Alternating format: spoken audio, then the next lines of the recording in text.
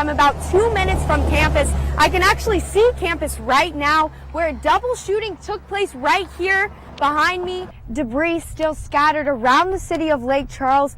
Businesses left untouched, like the Capital One building behind me, with windows still boarded 1 year later. Women have dominated voter turnout by 4 percentage points over the past 3 presidential elections. After 100 years, they continue to cast their votes and demand their voices be heard.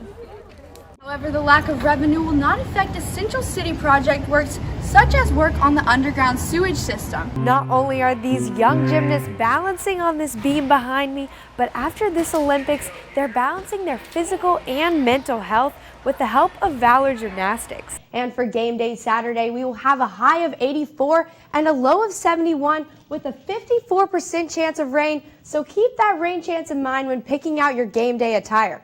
But remember, the chance of rain in Death Valley is never. More than 1 million Louisianians are without power tonight in the wake of Hurricane Ida. However, here on LSU's campus, that is not the case. Every year, incoming freshmen tend to set new records. However, this year's class set the bar at an all-time high. Biggest voter turnout in a century, the election results could take a few days as ballot counting continues across the country. Basketball is ending its season away at Missouri this Saturday, but LSU baseball season is in full swing. This is her parents. Ellen. Jessica Tilson, a Maringouin native, buried many family members in Immaculate Heart of Mary Cemetery. My sister is buried on top of an enslaved person. My grandfather dug a grave and found a bone. However, this cemetery still has Jim Crow practices engraved among the deceased. Inside of Immaculate Mary Church, we were segregated. Blacks to one side, whites to the other side. Therefore, the cemeteries also operated as blacks to one side, whites to the other side, with a middle aisle dividing us. But Tilson did not question these practices in the 1980s. It was just a cohesive thing where both sides just agreed we're segregated, separate but equal. While Immaculate Heart of Mary Catholic Cemetery may not enforce segregation in their bylaws and deeds, several cemeteries throughout Louisiana are also divided by race.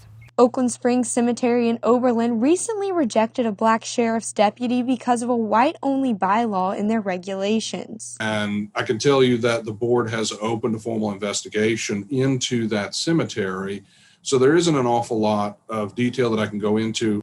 But Title VIII legislation and Louisiana Cemetery Board regulation require that cemeteries self-report, allowing cemeteries who do not want to be found buried in the depths of old practices. I think they should find them. I mean, because this is it's the loved ones that suffer for it. It shouldn't be just whatever you want to do and if you want to report something. Several cemeteries throughout the state are still unregistered, like Oakland Springs was. Most of the smaller cemeteries that are not reporting to the Louisiana Cemetery Board don't know that there is a mandate for them to do that. But embedded in the board's database are cemeteries that consist of only white and only black members of the community.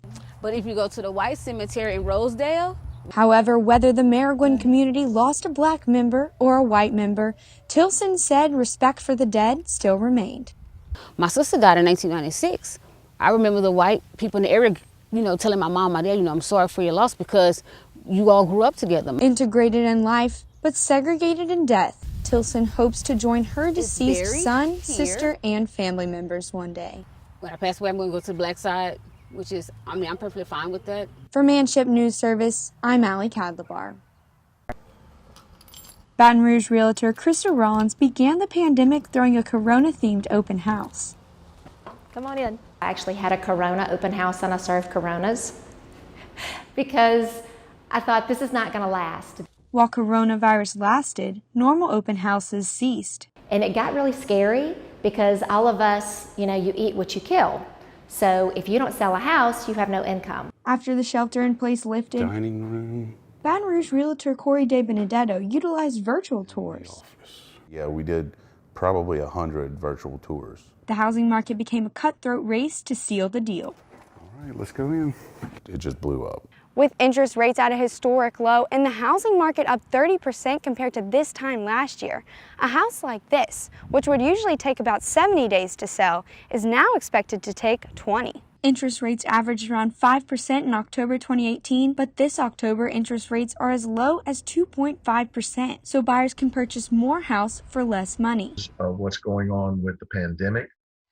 The Federal Reserve was concerned about there being a depression or a recession, and they've kept the interest rates basically zero. What is not basically zero is the number of buyers thirsty to seize these unheard of rates. I have several people that are first-time home buyers, and they've just decided because of the interest rate to jump in. But first-time homebuyer Ashley Guidry drowned in the swarming market. This is probably the fourth house that we put an offer in. Buying a house required rapid measures. We put an offer in the day that it was posted online. However, the low interest rates may only be on the market for a few more weeks. A lot of people are hurrying up because they're worried that if we change parties, that there'll maybe be a shift in the economy. Amidst the pandemic, it's a seller's market. Laundry. And the time to buy is now. For Tiger TV News, I'm Allie Kadlubar.